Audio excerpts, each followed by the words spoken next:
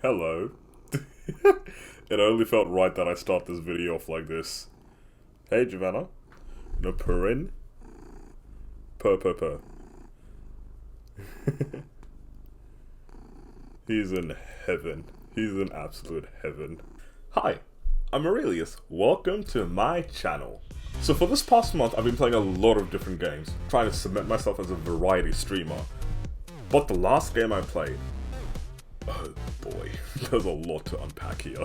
Spoilers for this game, by the way. If you have not played Stray and you don't want to get details spoiled, come back when you're ready to hear me out on everything, yeah? Stray is an adventure, puzzle-solving, action RPG game about a cat who falls into a dystopian underground city and needs to find its way out. There's a lot of reasons on why this cat actually goes through an amazing adventure, but I won't get into that right now. I'll get into that when I'm reviewing the story specifically. Along with that for the video, I'm also going to be reviewing visuals, mechanics, the world, the characters, the action, side quests, puzzles, and yeah.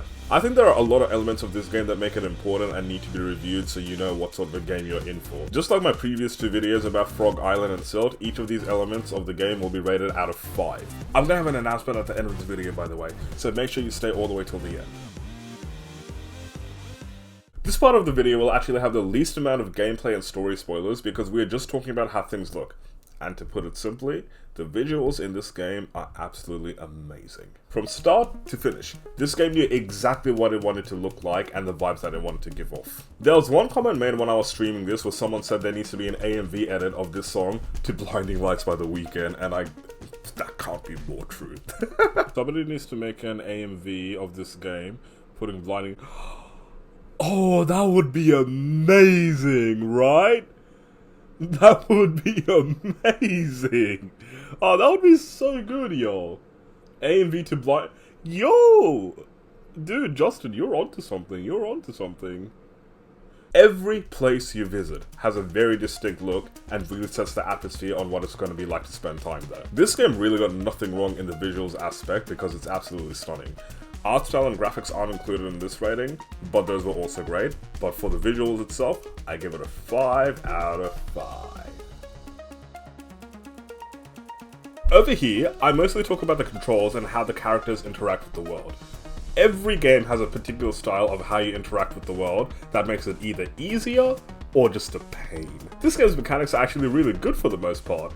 It tries to teach you all the mechanics at the start of the game that carry you throughout the game as well. You can run, you can meow as well, which I think is the best part of the game. You can interact with things when prompted, and later on in the game for a very short time you can use something called a defluxer, which is basically a weapon. You also have commands to talk to a robot that's supposed to help you throughout the adventure, but I'll be real, at most points of the game it was actually quite useless. And, this is something really small, but this is something that I absolutely love. You can trip people. Hi, can you help? Sorry.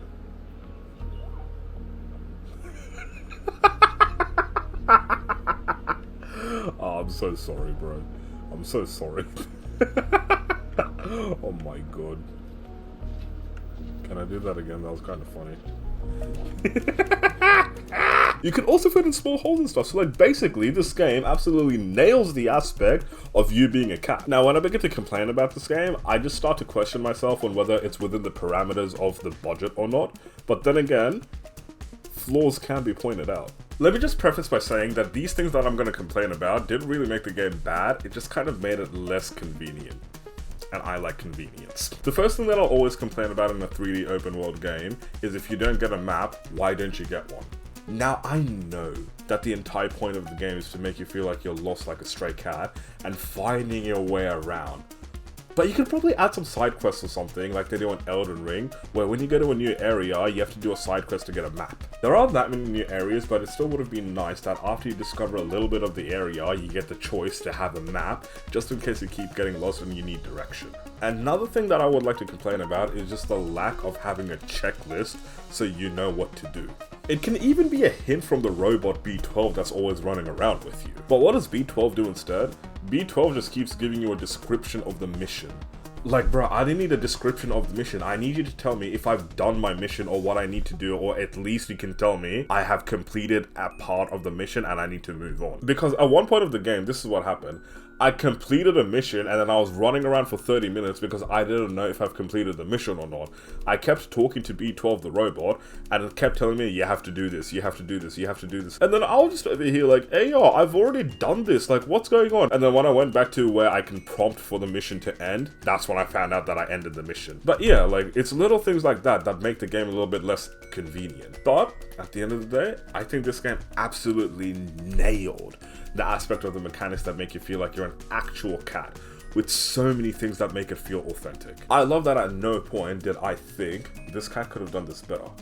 But I was always in awe on how good this cat looked, how good its movements looked, how good just everything was, and how immersed I got into being this cat. So the thing is, some things around being that cat just wasn't really that convenient, but that doesn't really take away from the experience altogether. So, for the mechanics of the game, I'll give that a 3 out of 5. The world in this game is absolutely beautiful, but in a chaotic way. I love it. This game isn't a fully open world experience. It's broken off into sections. Once you leave one city, it's essentially impossible to go back to that city. So that kind of means things you could have revisited in an old place is just completely unavailable after you leave. It's not a big complaint though. And that's because for what the world gives you, it's absolutely amazing. You have so much to do and so much to explore in every aspect of the world. In the opening city you find yourself in, there is such a cool system going on of what feels like working class citizens living in slums with different things always going on.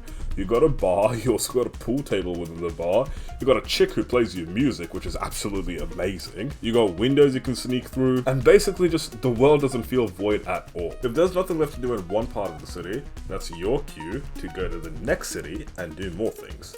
Every time you go from one city to another, you are just in awe to see how different it is and how there are so many more things you can explore.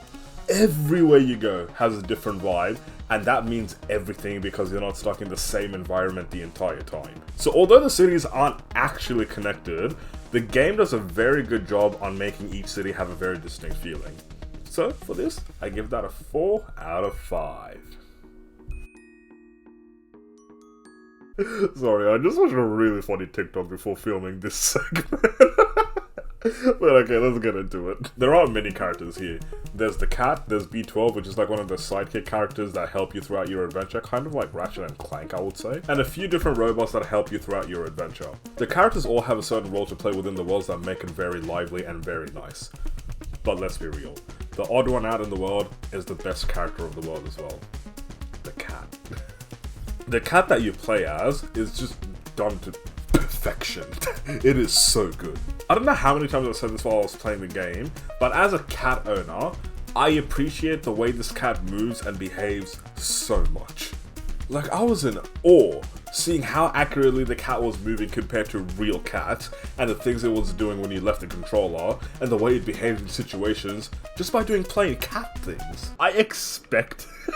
I expected this game to, like, have, like, cat movements and everything be really good, but I didn't expect it to be this good, man. Like the way they walk, the way they, like, jump and everything, the way they sleep, like, the things that they do when they're, like, bruh. It's just absolutely nailed that aspect. It's so good. And again, I know the whole point of this game is to make sure the cat acts like a cat, but you need to realize, they nailed this! It was so much fun playing as the cat, and every other supporting character was amazing as well. I give the characters, and in particular the cat, a 5 out of 5. The action is where this game falls short. Throughout the early parts of the game, there are some things called Zerks that can kill you, and sometime during the game you get a weapon called the Defluxer that kills things. Now, if I'm being absolutely real, the part of the game where I was using the Defluxer was easily my favorite part of the game as well. But that was such a small portion of the game that it felt insignificant. I do think that the Defluxer should have been introduced a lot earlier in the game, and you had a lot more time with it. But it really just feels like the moment you got the Defluxer was also the moment you lost it. I felt like an American fighting for my Second Amendment right when I lost the Defluxer. This guy, it was dark, I was alone, I felt like I was back in the network. Bro, what are you on about? Did you just get a system update in the middle of a bloody battle? What just happened?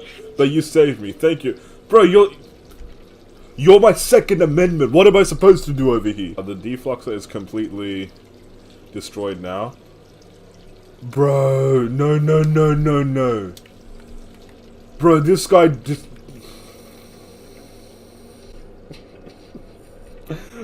Bro! I need my defluxer. Now I know how Americans feel. There are also other things that can kill you, like this killer robot, but it just feels short. The enemies that can kill you are treated more as obstacles to the puzzles that you're solving. But again, it falls short. I won't get too into this, but I feel like having more time to kill enemies and also being able to kill more enemies would have been a lot better. And yeah, the action just kind of falls short, so unfortunately I'll have to give this a 2 out of 5. So the puzzles, or how I would more accurately describe as the problem-solving aspect of the game, is so fun. I will not spoil any part of this game because this is the best part of the game if you ask me. Just figuring stuff out and the amazing feeling of accomplishment when you do so. Some parts of the story is easier than the others, and it completely relies on you and your ability to read between the lines and figure out where to go and what to do to continue the stories or whatever side quests you're doing. Sometimes, I know I kind of complained about it before, but again, it was just a bit of inconvenience. Sometimes I spent like 30 minutes trying to do something that I didn't realize that I already did, but other times I spent hours talking to every single person possible and still not understanding what to do simply because I didn't read between the lines. This game really challenges you in that mental capacity aspect, and I really admire that. The more time you spend doing something, the more things you discover, and the more things you discover, the more rewards you get for discovering that stuff. So in the end, the puzzles or the problem solving of this game gets a 5 out of 5. The side quests in this game are basically your means to continue with the story. I don't see this game as having a main story, aside from the overarching mission that's just to get you out of the sewers, or wherever it is that you actually are. The side quests mostly tie into you basically getting a chance to explore and experiment what you can do as a cat. For example, the first city that you're in, you can go around collecting flowers from someone or give sheet music to a musician chick to listen to music.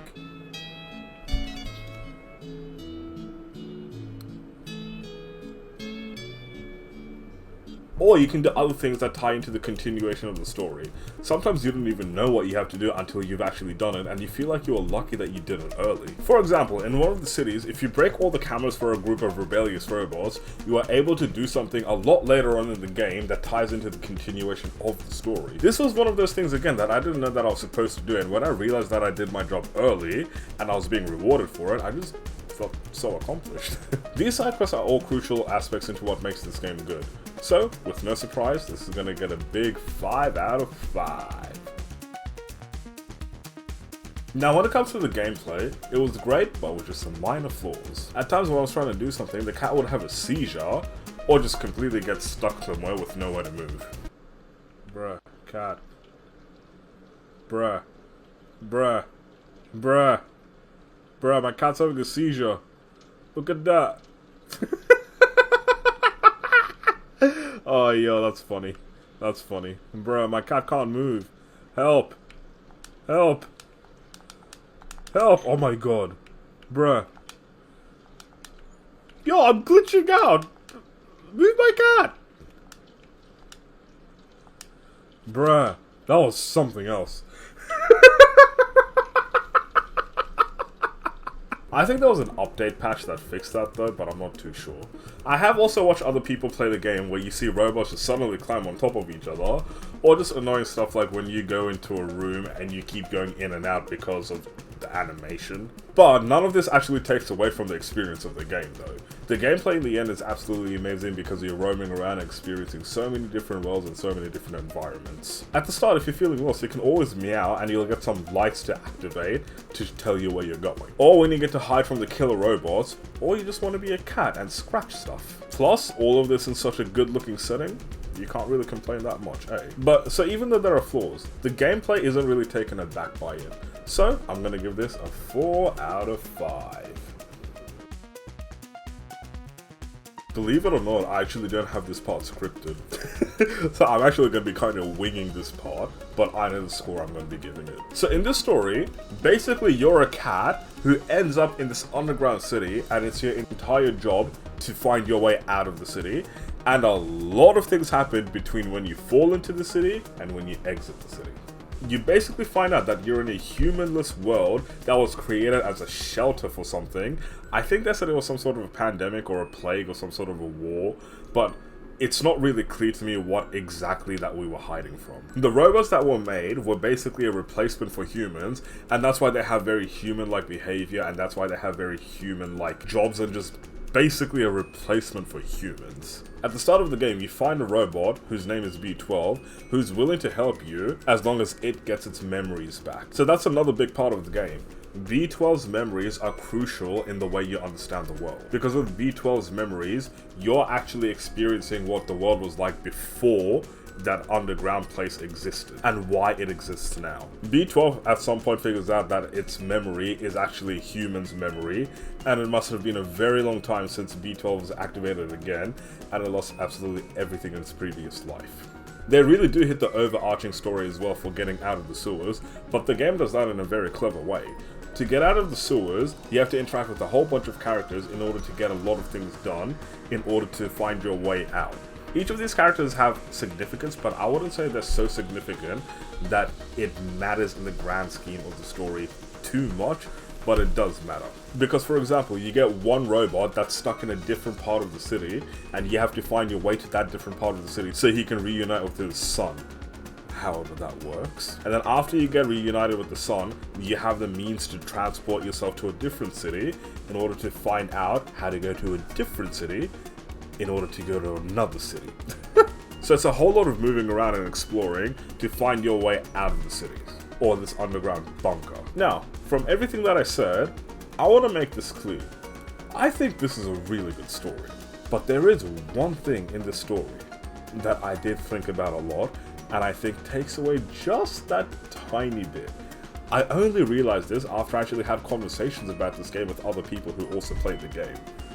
But the ending.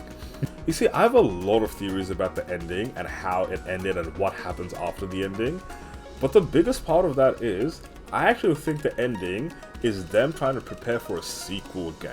Now, I can go on and on about how I would like a sequel game, but that's not for this video, that's for a different video. But as beautiful as the game was, the story was so good until you got to the ending, and I think it's because the ending just felt kind of lackluster. On the climax of a game, you have the most things happening in the end instead of the least.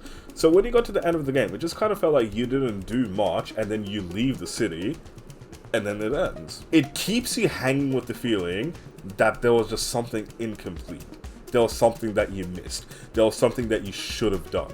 Now, it was kind of a sad ending, but I feel like the game didn't really give you enough time to mourn, or just kind of figure out what happened, or just think about everything. And that's why I think a lot of people, including me, actually have an issue with the ending. Now, I'll also say this, I don't think it's a big issue, because when the game ended, I actually did end up almost crying.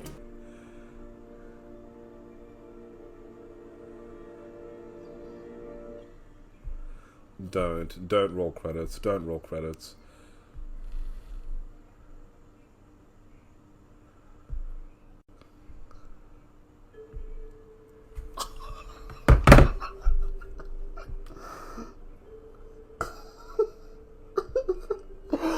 Holy crap!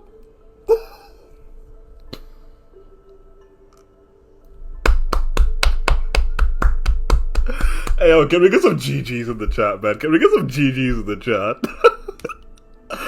Oh my god. Yo, this game was beautiful.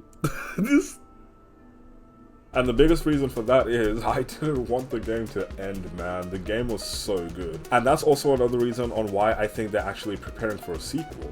Because if this game goes well, they can make a bigger and better game that will go on longer and make you feel more fulfilled. But yeah, in the end, this is a really good story, just with a kind of iffy ending. I'll give the story a 4 out of 5.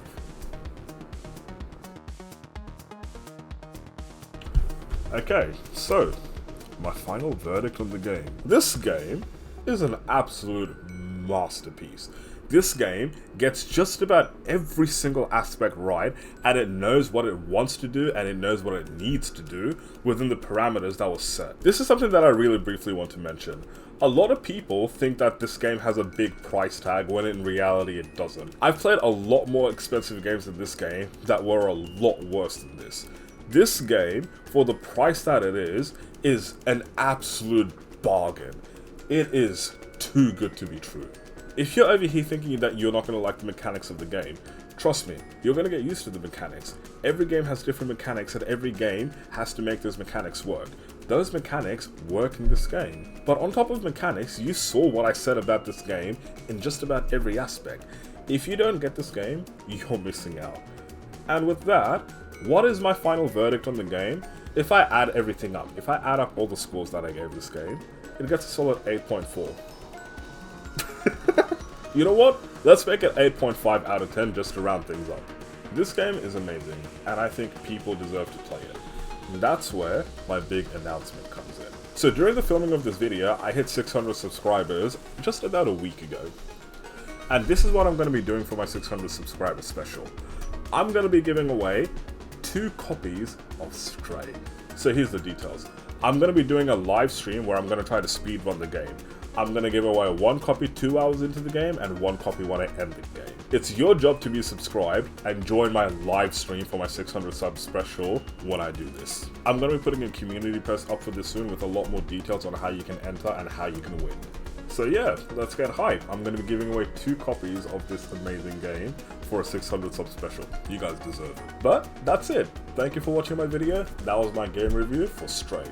You know what? Just to end this, I'm also going to say goodbye with my cat. Thank you for watching, everyone. I had a lot of fun making this video, and I love the game dearly. Here's Giovanna. You want to sign off with me? Okay, thank you everyone for watching. Take care. See ya.